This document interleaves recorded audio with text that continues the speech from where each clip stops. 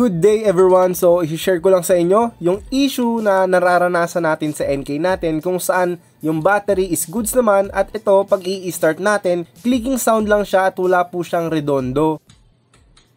Ayan, ang tunog niya at dadalahin natin yan kay J&J Motor Shop. Let's go!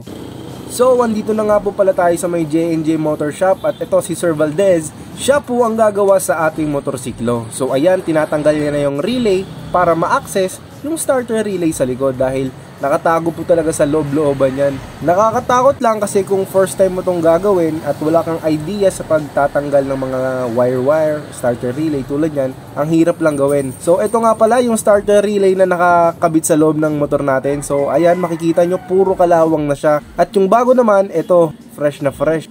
Kung saan mamaya, hindi nyo na maririnig yung clicking sound, magre-redondo na talaga siya. And next step is cleaning process na kung saan ibabalik niya na lahat ng kanyang nilabas pati na rin ang bagong starter relay. And so, moment of truth kung gagana na nga ba? So ayan, papakinggan mo muna yung fuel pump at after ng fuel pump, dun mo lang pwede siyang i-start. So syempre, testingin natin yan kung goods na ba and satisfied tayo. So ayan, fuel pump and start! Wake up,